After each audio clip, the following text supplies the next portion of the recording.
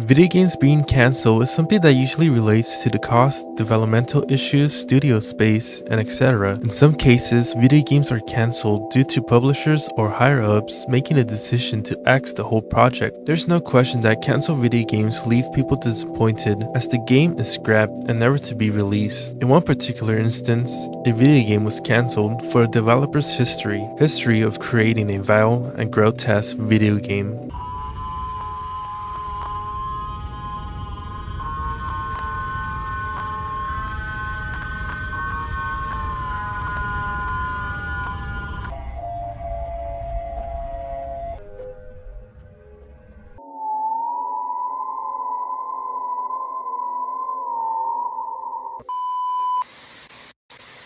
Xenophobia is the sequel to the infamous Demonophobia that was released in 2008. Both games fall into the girl genre and were created by the developer named 237. Developer 237 is a mysterious person that has not revealed their name to the public. People claim that he vanished from the internet, and some say 237 goes by a different name, Window Frame, and is currently making a game called Distant Asia. 237 would release his games in a Japanese website, something that I am scared to go to as I am worried about its contents. If anyone has information surrounding this, feel free to comment as I am not sure about this particular things of navigating through another foreign website. Maybe it is safe, but I just don't really know. Going back to topic, Xenophobia released its first demo in October 8 and later released a second demo in December 2009. After the second demo, 237 did not add any more information in regarding to this video game. Xenophobia was cancelled due to the negative reviews that Demonophobia received, and to my best guessing ability was the reason why 237 soon disappeared afterwards. Xenophobia is said to be a better game than Demonophobia, as it has better controls and better saving points. Furthermore,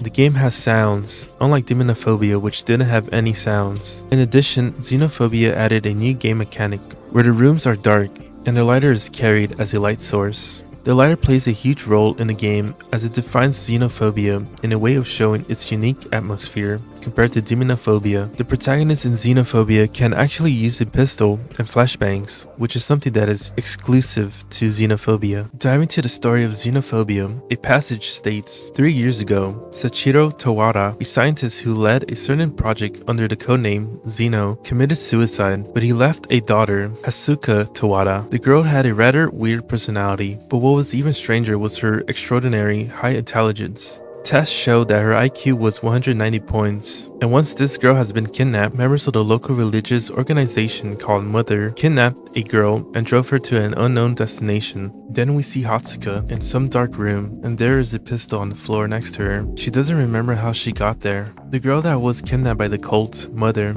was none other than the protagonist of the game, Hatsuka.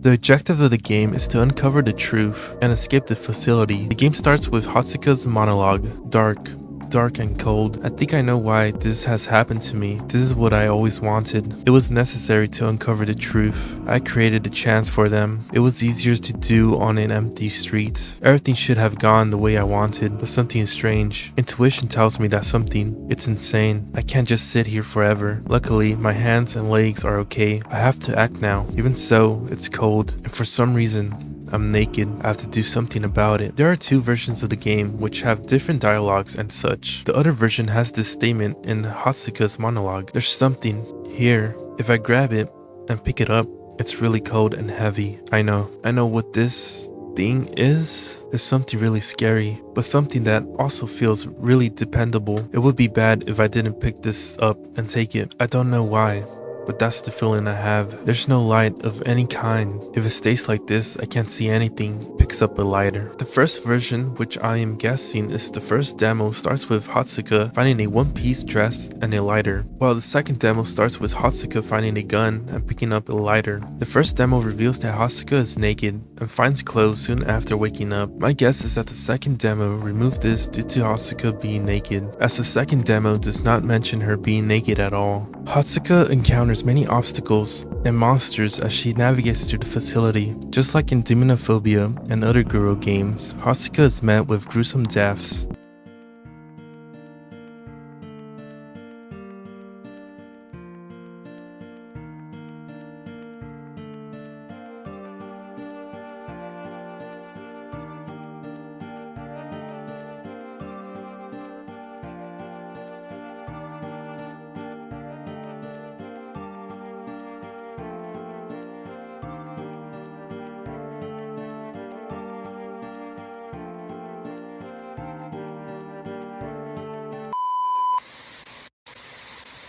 If it was not apparent enough, xenophobia looks exactly like demonophobia. Only a few people are aware of its existence, as the only way to obtain the game is by going through a Japanese website or by clicking a link, which is not advised. The death scenes are rather tame compared to demonophobia, but nevertheless, the brutality and amount of blood is still extreme. Information on the monsters in Xenophobia includes the first monster appearance named Xeno. The High Priestess is a plant-like monster that lives in groups. However, it does not attack. The chariot monster crawls in the ground and makes unpleasant noises. The strength monster is a powerful monster that is terrifyingly powerful. The hermit monster is the being that takes form of a shadow, and the hangman monster descends from the ceiling to catch its prey. The tower monster sticks up from the ground. Lastly, the emperor is the boss that Hatsuka encounters in the end of the prison area. The monsters in the game are named after some tarot cards, which corresponds to their ability to do harm. For example, the hangman monster is the monster that is attached to the ceiling, hence the word